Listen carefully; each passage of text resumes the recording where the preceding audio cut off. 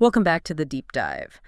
This one's special. It was actually requested by you, Adam, from San Jose, California. Oh, nice. Hi, Adam. Yeah, he mentioned he just started investing in crypto this year, so perfect timing. We're kicking off season 2? Season 2. And the theme? We're calling it Blockchain Blueprint. Okay. Cryptocurrencies, digital assets, and more. And this is episode 13. Okay, episode 13. And we should definitely give a shout out to Katie Sate-Ors. Absolutely. She's a digital asset tax specialist. And she produced this deep dive, put together the excellent source material we're digging into. That's right. We are diving deep into, well, arguably the cornerstone of this whole world, Bitcoin. The first decentralized digital currency. Hard to overstate its importance. Exactly. And we're pulling our info straight from sources like Katie's article, Understanding Bitcoin, the first decentralized digital currency. Yeah, and for someone like you, Adam, or anyone new stepping into this, Bitcoin can seem, well, confusing, exciting, maybe a bit intimidating. Definitely all three sometimes. Right. So our goal here is to try and cut through some of that. We want to unpack what it actually is, how it works, the mechanics and what it all means, all based on the stuff you shared, Adam. Okay, let's do it. And what I find fascinating is how Bitcoin really laid the foundation. It wasn't just about creating a currency. It set the stage for almost everything else in the digital asset space. Mm-hmm. Understanding its core is, well, it's key. So where do we even start? What is Bitcoin, fundamentally, according to the source? The article defines it pretty clearly. Bitcoin, BTC, it's a decentralized digital currency. Right. Decentralized is the key word there. Meaning no central authority, no bank, no government calling the shots. Exactly. Completely different from, the dollars or euros we're used to. And the origin story, it's become almost mythical, hasn't it? It really has. It popped onto the scene in 2008, introduced via that famous white paper. Bitcoin, a peer-to-peer electronic cash system. By Satoshi Nakamoto. Still pseudonymous, right? The source doesn't crack that mystery. Nope, still a mystery. Could be one person, could be a group. We just don't know for sure. But the system itself launched soon after. Yeah, the article confirms it officially launched January 2009. That's when the first block, the Genesis block, was mined. Kicked the whole network off. And the big idea, the breakthrough, what was it really solving? It was about creating a way to send value directly between people, securely, transparently, but without needing a bank or a PayPal in the middle. Peer-to-peer. Peer-to-peer, using cryptographic proof instead of just trusting an institution. Yeah. That was the leap. Okay, that leads us straight into the tech. How does it actually do that? The source breaks it down are three main pillars. That's right. And the first one, the one everyone talks about, is the blockchain. The famous blockchain. So it's like a giant shared spreadsheet or a ledger. Yeah, think of it like a massive public digital record book. Every single Bitcoin transaction ever made.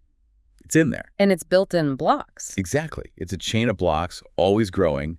Each new block holds a batch of the latest transactions. And it's not kept in one place. No, that's the distributed part. Thousands of copies exist on computers nodes all over the world. Makes it incredibly hard to cheat or shut down. And you can't just go back and change things, right? It's immutable. Pretty much. Blocks are linked using cryptography in chronological order. Changing an old block would break the mathematical links in the chain. Everyone would know. Creates a trustworthy record then. Exactly. And it's transparent too. Right. Anyone can look up transactions on a block explorer, but it's not totally anonymous, is it? You see addresses, not names. That's the key difference. Pseudonymous. Those long strings of letters and numbers are public addresses. They're not inherently linked to Adam Smith, unless you link them yourself. Trade in your boring job for a brilliant career using Adobe Creative Cloud. Start learning now with the free trial link in the description. Like if you buy Bitcoin on an exchange that needs your ID KYC, know your customer, then the exchange knows which address belongs to you. Okay, so blockchain is pillar 1. Distributed, immutable, transparent-ish ledger. What's pillar 2? Cryptography. Yes, cryptography. This is the engine of security and function, really. The math that makes it all work securely. And for users, that means keys. Public and private keys. Precisely. When you own Bitcoin, you actually control a secret private key.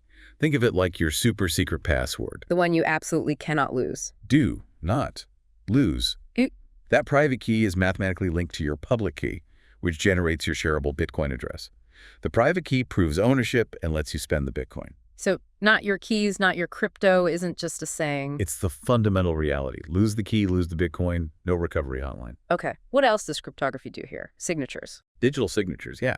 When you send Bitcoin, your wallet uses your private key to create a unique signature for that specific transaction. Proves it was you and that the details haven't been messed with. And hashing. I hear that term a lot. SHA-256. Right. Hashing is like creating a unique digital fingerprint for data.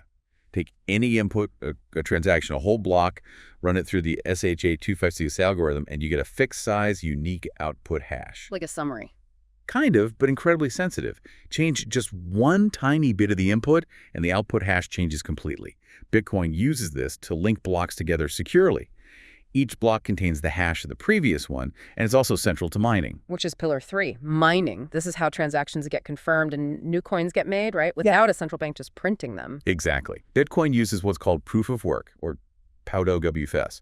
Miners use really powerful computers. To solve complex math problems. Essentially, yes. They're competing. They gather up pending transactions, check they're valid, put them into a potential new block, and then race to solve a cryptographic puzzle linked to that block. And the first one to solve it wins. Wins the right to add their block to the blockchain. And gets paid. They get the block reward, a certain amount of newly created Bitcoins. That's the only way new Bitcoins enter the system. Plus, they collect the transaction fees people included with the transactions in that block. And that reward shrinks over time, doesn't it? The halving. Correct. It's programmed to cut in half roughly every 4 years. It controls the supply, makes sure it slows down over time towards that 21 million cap. And all this computing power, this work, that's what secures the network, makes it hard to attack. That's the idea. The combined power of all honest miners makes it incredibly expensive and difficult for someone to cheat. Like trying to spend the same Bitcoin, twice a double spend. You'd need to overpower more than half the network's computing power. Which, the source says, is just prohibitively expensive right now. Extremely. The insight here is that the security is the energy cost. The work is real energy spent, creating an economic barrier against attacks. Okay, so blockchain, cryptography, mining, that's the core tech. What about the main characteristics of Bitcoin that come out of all this? The source lists a few key ones. Well, first, obviously decentralization. No single boss. Resistant to censorship, no single weak spot. The network itself is the authority. Then, the limited supply, that's a big one. Huge. Only 21 million Bitcoin ever. The source compares it to gold, digital scarcity. Proponents see it as a potential way to protect against inflation, unlike regular currencies. Because governments can't just decide to print more Bitcoin. Exactly. It's predictable. Verifiable digital scarcity. That's quite unique. Pseudonymity we talked about. Addresses, not names, unless linked elsewhere. Right. Some privacy, but not total anonymity if you're not careful. Divisibility. You don't have to buy a whole one, right? Nope. One Bitcoin is divisible down to 100 million tiny units. They're called Satoshis, or sats. Named after Satoshi. Allows for small payments then. Yeah, microtransactions become feasible. Portability seems like a clear benefit. Definitely.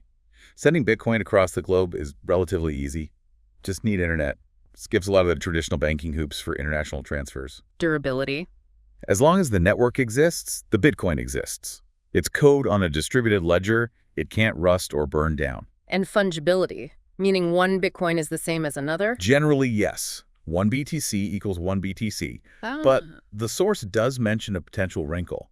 Because every transaction is public history, some worry that coins known to be involved in, say, illegal activity could be seen as tainted.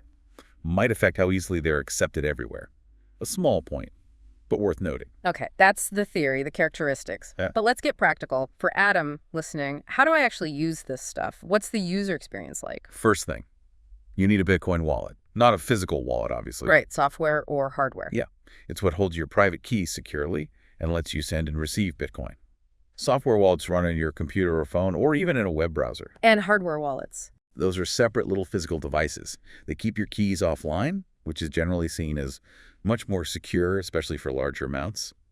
The source also mentions paper wallets, basically printing out your keys, but they need careful handling.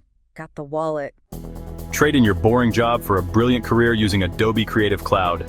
Start learning now with the free trial link in the description. Now, how do you get Bitcoin into it? For most people starting out, the easiest way is a cryptocurrency exchange. places where you can buy Bitcoin with, dollars or euros or trade other cryptos for it. Or you could get it directly from another person, peer-to-peer. Yep. P2P is still an option. Mining, we discussed, is probably too complex and expensive for a newcomer.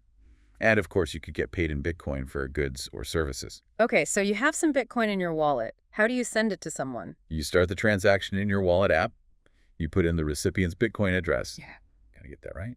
And the amount. Then your wallet does its magic with the private key. It uses your private key to create that unique digital signature for the transaction, proving you authorized it. Then sends it out to the network. Broadcasts it, yeah. Miners see it, check it's valid. Like, do you actually have the Bitcoin you're trying to send? And if it is, they'll likely include it in the next block they're working on. And once it's in a block, it's confirmed. One confirmation, yes. When that block is successfully added to the main blockchain. But you usually wait for more confirmations. Generally, yes. Each new block added after yours is another confirmation.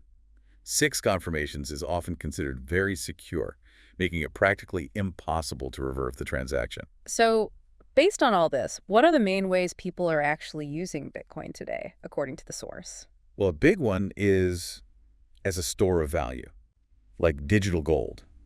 People buy it and hold it, hoping it appreciates over the long term, partly because of that scarcity. Even though the white paper called it peer-to-peer electronic cash for spending? And it is used that way too. The source says a growing number of places accept it. But, it's not like you can use it everywhere for your coffee yet. Volatility makes that tricky. International money transfers come up again? Yes. Potentially faster and cheaper for sending money across borders compared to old school banks. And let's be honest, a lot of people are just speculating, right? Trading it. Absolutely. The price swings attract traders trying to make quick profits. High risk, high reward potential. And financial inclusion. Yeah, for people without easy access to traditional banks, maybe in countries with unstable currencies, Bitcoin can be an alternative. Just need internet. Okay, so those are the uses. What about the benefits the source highlights, the upsides? User control's a big one. It's your money, directly controlled by your keys. No bank can freeze your account without due process, theoretically. Potentially lower fees sometimes? Yeah, especially compared to, say, expensive international wire fees. Though Bitcoin's own fees can spike when the network gets busy, transparency is another that public ledger. And the protection from inflation argument due to the fixed supply. That's the theory proponents push. It's program scarcity versus potentially infinite government money printing. And accessibility, anyone with internet can potentially join. But it's definitely not all sunshine and roses. The source is clear on the drawbacks and criticisms too. Volatility is huge. Oh yeah, massive price swings. Makes it risky as an investment and unstable for everyday payments. You don't want your grocery money to be worth 20% less tomorrow. Scalability is another major issue mentioned. The main Bitcoin network can only handle so many transactions per second. Way less than Visa, for example. When lots of people try to use it, things slow down and fees go up. The source mentions the Lightning Network, though, as a potential fix. It does. Lightning is like a layer built on top of Bitcoin, designed for faster, cheaper, smaller payments. It's trying to address that bottleneck for everyday use. Still developing, though. Security risks, but on the user side, right, not the network itself. Exactly. The Bitcoin network itself is very secure. But you can lose your keys, get phished, download malware, have your exchange account hacked. The responsibility is heavily on the user. And the illicit use problem. It got a bad rap early on. It did. The pseudonymity attracted criminals. But the force points out that blockchain analysis is getting much better. It's not the anonymous haven some thought, and tracing transactions is increasingly possible. Then there's the environmental impact, the energy use of mining. That's a really big one. Proof-of-work mining uses a lot of electricity. The source talks about the debate, how much is from renewables, how it compares to the traditional financial system's energy use, but it's undeniable that it consumes significant power. Because that energy is the security, as you said. Yeah. A difficult trade-off. It really is. Regulatory uncertainty is also listed. Governments are still figuring it out. Yeah, the rules are still evolving globally. Creates uncertainty for businesses and individuals. And finally, it's just complicated for beginners. It absolutely can be. Understanding keys, wallets, transactions, security. It's a steeper learning curve than just using a credit card for sure. Something Adam's probably discovering right now. So, taking all that into account, the tech, the potential, the serious challenges, what does the source say about Bitcoin's future? Is there a consensus? Not really a consensus, more like an ongoing debate presented in the article. You've got the proponents who are super bullish. They see it playing a major role, maybe as global digital gold, maybe as a payment network, maybe as a base layer for other things. And the critics? They focus on those hurdles. Yeah. Can it scale? Can the environmental issues be solved? Will regulation stifle it? Is the volatility just too much for mainstream use? But it's not standing still, is it? The tech is evolving. Definitely not. The source mentions things like Lightning, Taproot upgrades for privacy, and smart contracts. Yeah. There's active development happening to address some of these limitations. And regardless of its final form, its impact so far is undeniable. Absolutely. It kicked off this whole revolution in decentralized tech, introduced blockchain, made people rethink money, trust, security. Its influence goes way beyond just being a currency. That core tech is being explored everywhere now. Okay, so we really have unpacked this for Adam and everyone else listening. Absolutely. Thanks for joining us for this deep dive. It's been a pleasure. We'll see you next time. See you later.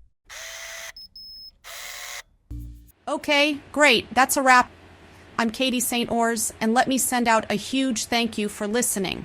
If you want more content on personal finance and small business, head over and find me on YouTube. You can also find me on Spotify, Amazon Music, TikTok, and Apple iTunes. Thanks again for tuning in, and I'll catch you on the next Deep Dive podcast.